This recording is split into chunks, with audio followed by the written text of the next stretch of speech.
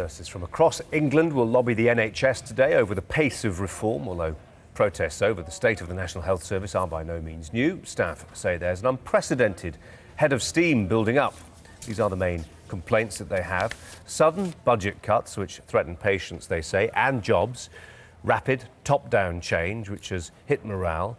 And the threat to the National Health Service's values brought about by bringing in the private sector. Well, we can go live now to our political correspondent, Glenn O'Glaser, at Westminster ahead of PMQs, not long off. But this debate about the NHS, this protest, will cast some shadow, Glenn. Well, I'm sure it'll probably come up at PMQs today, Colin. NHS doctors, nurses and some patients lobbying their MPs, protesting against what they say are cuts in the National Health Service. I've got two of the protesters with me, Mike Smith, who's an accident and emergency nurse in South East London, Tim Sandle, who's a microbiologist at the National Blood Centre. Mike Smith, you work at the sharp end in A&E. Just tell us what the demonstration today is about. Well, we're here representing all NHS workers.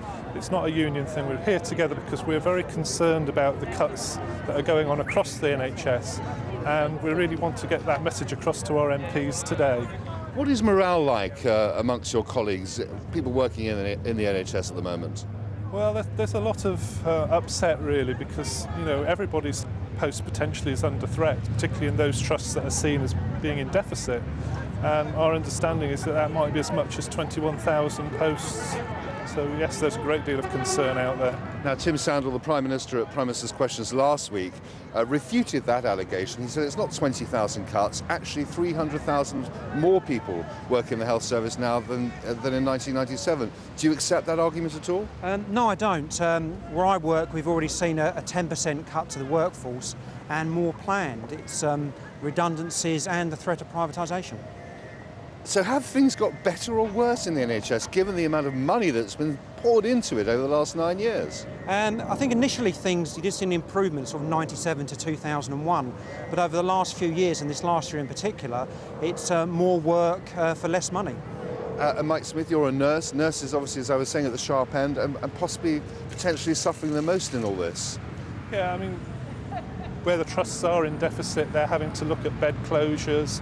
They're looking at specialist nurses, for example, and we're very concerned that if we lose specialist nurses, what's going to happen to these patients? They're very, very important. And what on earth has gone wrong? I mean, the government has poured billions of pounds into the health service. What do you want the government to do?